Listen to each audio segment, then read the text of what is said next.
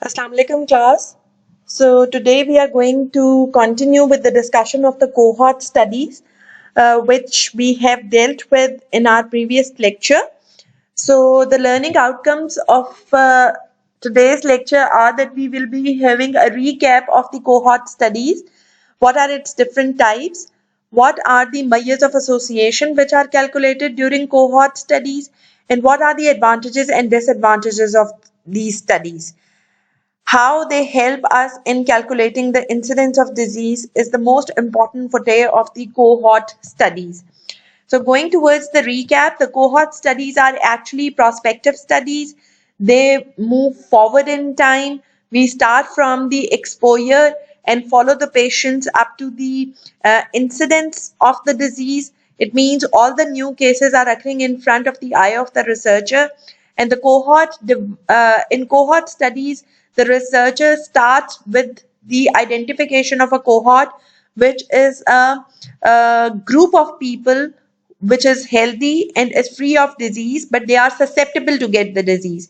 Then the researcher divides them into two groups, the exposed group and the non-exposed group, and then follow them over a period of time and look for the incidence of disease which has occurred in the exposed group and the incidence of disease which has occurred in the non-exposed group. And then the researcher wants to find out the association, whether the incidence of disease is more common in the exposed group or it is more common in the non-exposed group. Depending upon the number which he gets from the relative risk, he establish a cause-effect relationship between exposure and the outcome. So in cohort studies, the researcher starts with a cohort which is a normal healthy population, divides them into two groups depending upon the risk factors, and then follows them over a period of time to assess the incidence of disease. For example, if a researcher wants to find out an association between obesity and the development of coronary heart disease, he will start with a normal group of healthy people who have not actually faced the coronary heart disease or any incidents of the heart attack or MI or angina. All those cases who have actually faced this problem will be exposed, they will be eliminated, and they will be excluded from the study. So the susceptible healthy population is divided into two groups by the researcher, those who are obese and those who are lean. And then he will follow them over a period of time. And this period of time may be 5 years, 10 years, or 15 years, depending upon the incidence of the disease for which he wants to wait. So after following these cases which are exposed and non-exposed for a period of time, he will look at the incidence of coronary heart disease in the exposed group and the incidence which has occurred in the lean group. And then he will compare the incidence between the two groups by calculations of relative risk. If the relative risk is more than 1, it means there is a stronger association between the two factors. If the relative risk is less than 1, it means there is less association. And if it is equal to 1, it means there is no association at all. So moving forward, less association means that this particular factor can act as a preventive factor for the development of disease. Fine. So moving forward, what are different types of cohort studies? The cohort studies are divided into 3 groups depending upon the time factor. These are prospective cohort studies, which are the ideal cohort studies which we have discussed, in which the researcher moves forward in time. Then we have retrospective cohort studies, and we have combined retrospective and prospective cohort studies, or MB-directional cohort studies. It depends upon the time factors. Let's see how we can classify them. Look at this, that in this particular type of cohort studies, which are prospective cohort studies, the researcher actually starts the study before the exposure and the disease occurrence, and he identifies a cohort here in this particular time period. And this cohort is divided into 2 groups, the exposed group and the non-exposed group. Moving forward in timelines, Then from the exposure, the researcher wants to find out the association between the occurrence of disease between the exposed group and the non-exposed group. It means the prospective cohort study is the ideal type of study in which the researcher only moves forward in direction. He starts study here, he develops the protocols here, he divides the cohort into exposed and non-exposed group and follows over a period of time for the disease occurrence. This is the ideal cohort study, longitudinal cohort study, prospective cohort study, and the incidence revealing studies. Let's move towards the retrospective cohort study. The retrospective cohort study, as the name is suggestive, the researcher goes back in time. But the most important thing which differentiates it from the case control study is that in case control study, the researcher starts the research by the identification of cases and controls and then goes backward in time to look at the exposure which has occurred in the cases and in the controls. But in case of retrospective cohort study, the researcher starts at this point in time where the disease occurrence has not occurred yet. It will occur after the start of the study. It means in cohort studies, the disease occurrence will always occur in front of the eyes of the researcher. Fine. So here the researcher develops the protocol. He goes back in time and identifies a cohort.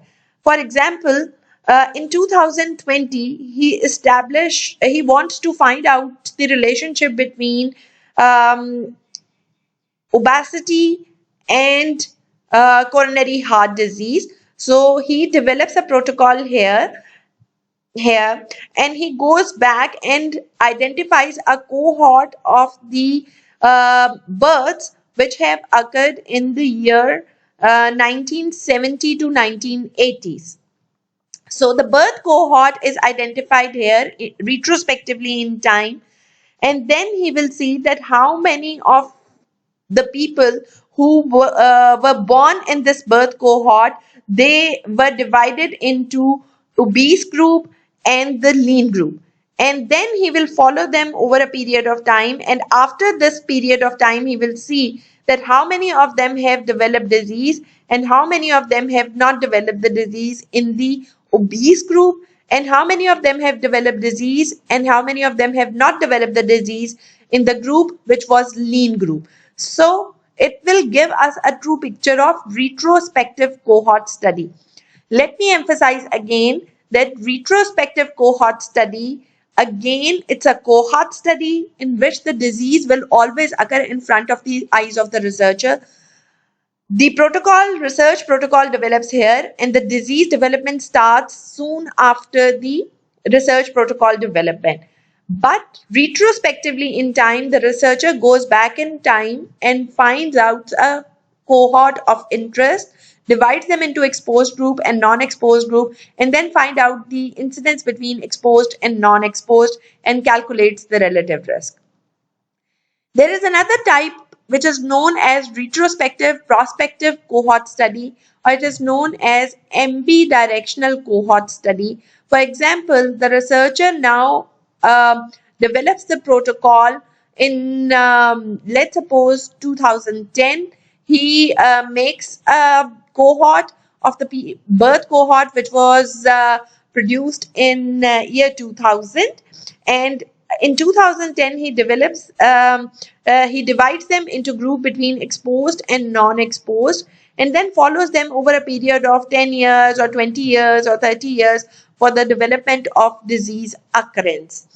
In retrospective prospective cohort study, which is known as MB directional, the researcher goes back in time to collect the data and he moves forward in time also to assess the disease occurrence. So this is known as a combined retrospective prospective cohort study, and another name is given to it as MB directional cohort studies.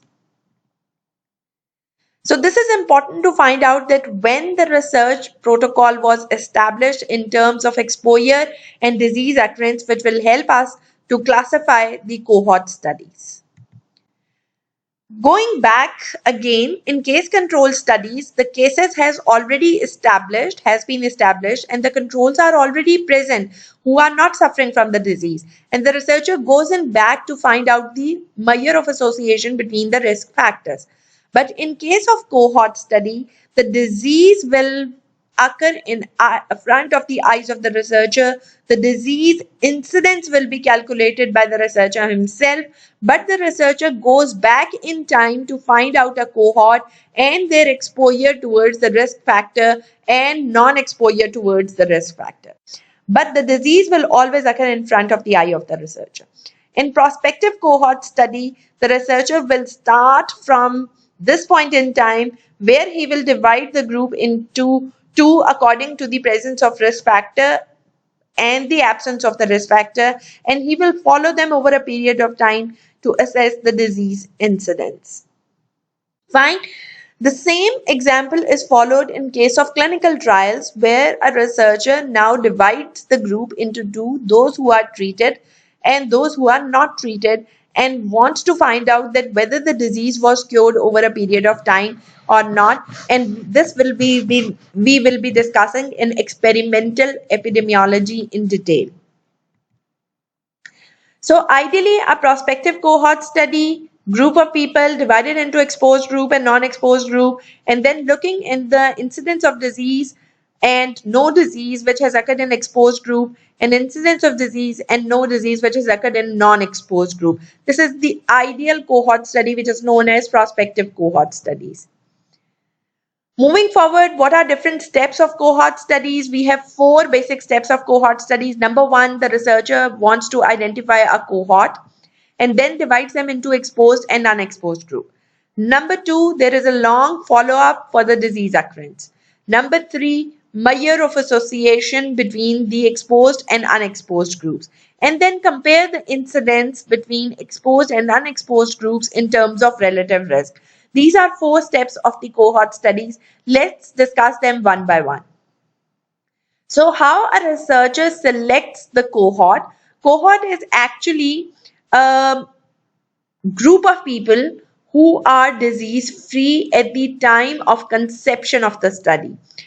They are susceptible to develop the disease, but they are currently disease-free.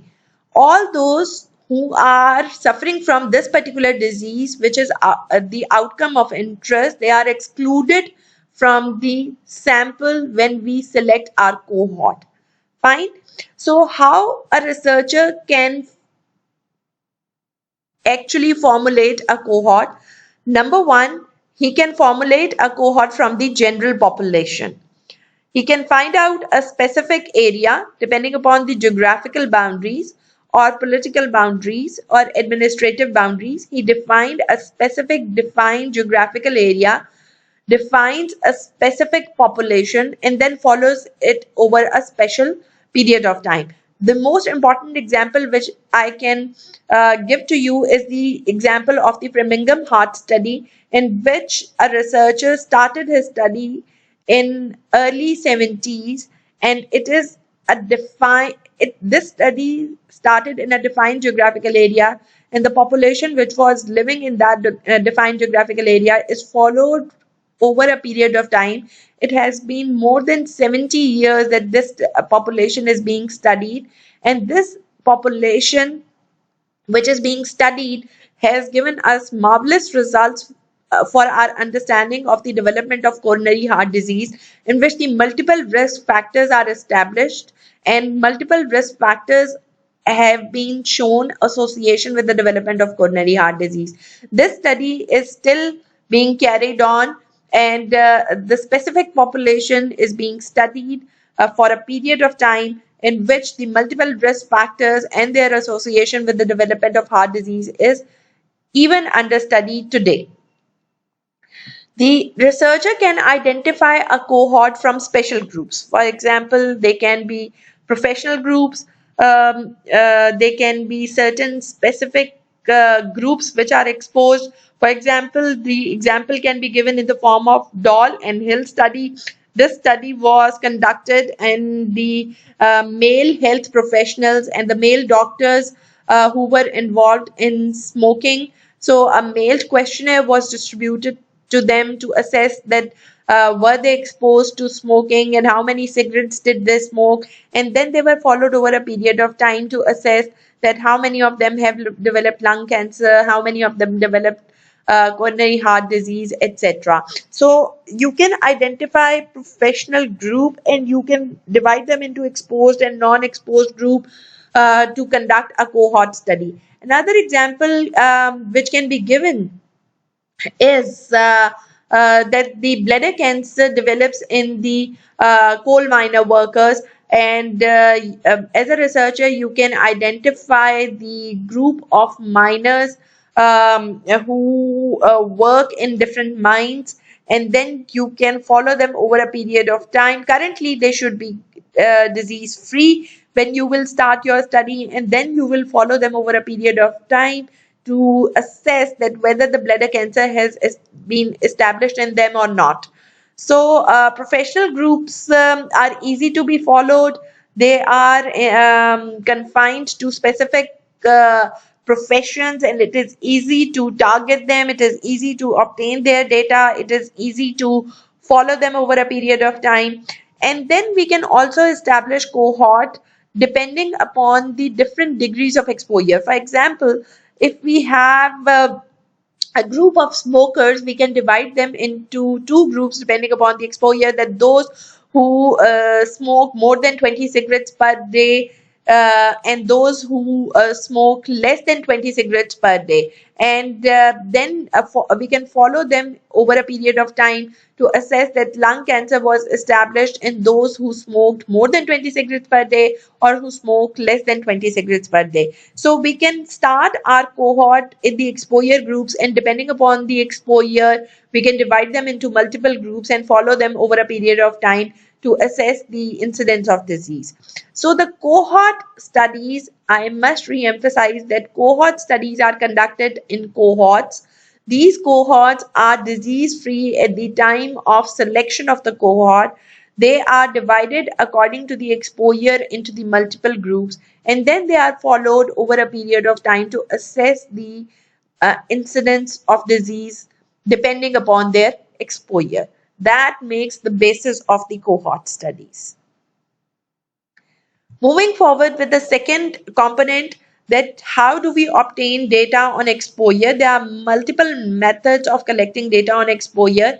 We can conduct one-to-one interviews in which the researcher wants to find out the presence of exposure, and if this is exposure, how we should categorize it into different groups. Then the researcher goes and he can review the records of certain hospitals or certain professions, or they can also review records of births and deaths in specific areas where the statistics are maintained. The researcher can do medical examinations, he can do lab tests, he can do ecological studies. So data can be obtained by multiple methods of data collection, which will tell us about the degree of exposure to which the cohort is being affected. Then the cohorts is further divided into two groups, which are comparison groups, and the comparison groups can be selected from the internal comparison and they can be selected from the external comparisons. As we all know that the cohort is a healthy group which is divided into exposed and unexposed population. If the single cohort is divided into exposed population and unexposed population, this is done with the internal comparisons. For example, even if you can do that, the cohort was the exposed group, and then you divided them, all those who were taking more than 20 cigarettes per day and all those who were taking less than 20 cigarettes per day. So you can do an internal comparison as well. You can do an external comparison by the general population, by the other groups which you can select. So in cohort studies, the researcher himself defines that whether he wants to do the internal comparison between the cohort or he wants to do an external comparison with the another cohort or with the general population. Then the researcher actually does a follow-up. This follow-up can extend up to 9 months. This can extend up to 3 months. This can extend up to 10 years, depending upon the outcome of interest. And how the researcher um, follows up the cohort is basically through the periodical medical examinations, by going through the hospital records, by going through the death records, by doing home visiting. As I have already mentioned, in Birmingham Heart Study, the healthcare workers regularly go and visit the households, and they conduct interviews of the people and ask about their habits. Even the researcher can do the telephonic calls to collect the data. So these are all the methods to conduct the follow-up of the exposed and unexposed group and follow-up of the cohort group. Then in prospective cohort studies, we want to find out the measures of association. And we have already discussed that in prospective cohort studies, the incidence among exposed is calculated and incidence among non-exposed group is calculated. And then they are compared with each other by calculations of the relative risk.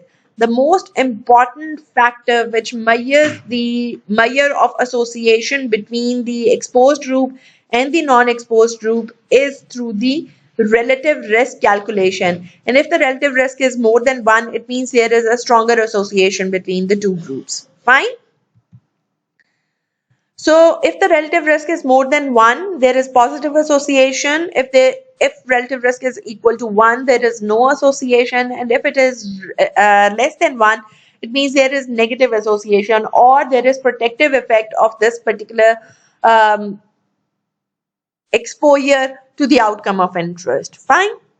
So moving forward, let's go towards the other analysis which we can conduct in the cohort studies, and these are the calculations of attributable risk and population attributable risk.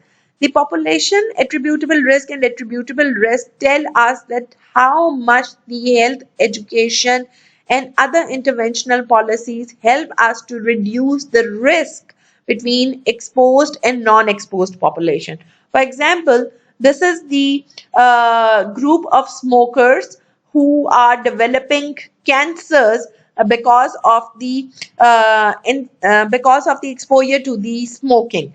So by targeting this group and giving them health education, we can actually measure that how much we can reduce the incidence of cancer in this particular population, which is of smokers, and we can compare them with the non-smokers.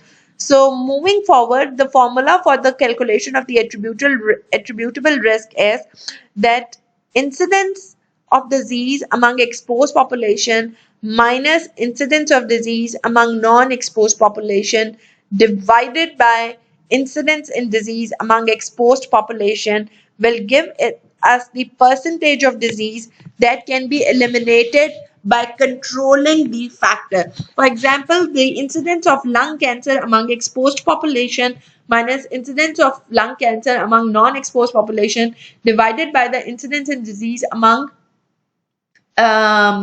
exposed population, lung cancer between the smokers, it will tell us the attributable risk, that if we will do certain factors to reduce the smoking in the smokers group, that how much the incidence of the lung cancer will reduce if we will target the smokers. So attributable risk gives us a clue about our planning and its monitoring and evaluation as well. Then population attributable risk is calculated by the comparison with the total population. For example, incidence of disease among total population minus incidence of disease among non-exposed group divided by incidence of disease among total population. So it will tell us that if the same intervention is done in the total population, then how much occurrence of disease will reduced in the exposed and non-exposed group is measured in the population attributable risks. So we calculate attributable risk and population attributable risk to assess the it will give us a clue about the effectiveness of health planning and health management programs which are run by the government of different countries. So the key factor, always you have to remember that the risk factor determination is measured before the outcome occurs in case of cohort studies. This is the key of conduction of cohort studies.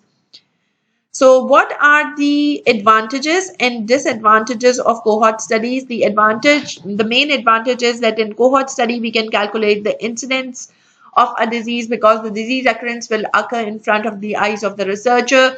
We can find out the natural history of disease because the history will follow the normal pathway in front of the eyes of the researcher. Then we can investigate the multiple outcomes. For example, if smoking can lead to coronary heart disease, it can lead to lung cancer, it can lead to peptic ulcer, it can lead to esophageal carcinoma. So while conducting a prospective cohort study, when we are doing evaluation of the exposed group, the multiple outcomes can be calculated and we can find out that which outcome is more strongly associated with the exposed group. It is useful for conduction in case of rare exposure. Also for rare diseases, we can find out temporal association between exposure and outcome. Temporal association means that we can find out the time association between the exposure and the outcome, that what is the total time required for the occurrence of disease between exposure and outcome while conducting the cohort studies. So let's move towards the disadvantages. What are the disadvantages? Actually, the most important disadvantages that once we start with the cohort and we want to follow it over a longer period of time, this cohort does not remain stable. There will be deaths, there will be migrations, there will be movements, there will be loss of follow-up, there will be a loss of consent to participate in the study. So the major disadvantage of conducting cohort studies is that we lose our cohort group. It continuously changes. We need a large sample size for the conduction of cohort studies because we have to establish cause-effect relationship and we cannot deal with the small sample in cohort studies.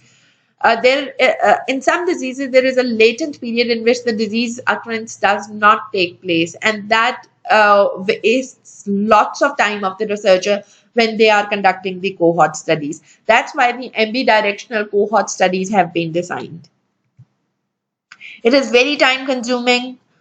Sometimes the researcher starts the study and he goes away and the research being continues and is followed by the follow researcher. It is very, very time consuming. And as I have already given you example, the Birmingham Heart study has been conducted for the last 70 years and it is still being continued.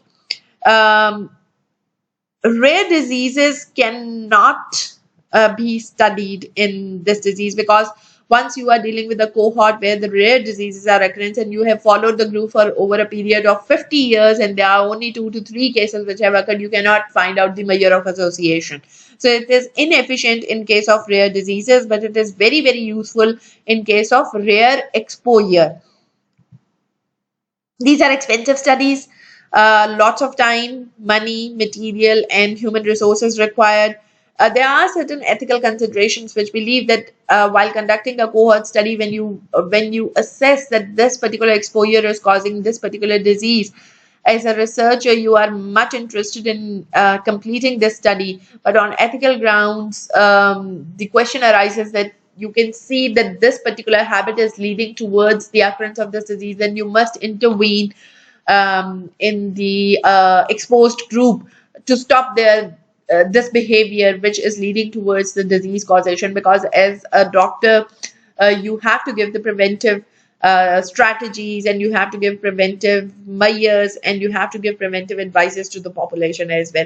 So there are some ethical considerations that once you are trying to find out an association between smokers and lung cancers, and you already know that lung cancer is being more common in the exposed group, then you have to do the intervention to give health education advice to the smokers group to reduce smoking, which will affect the cohort study design.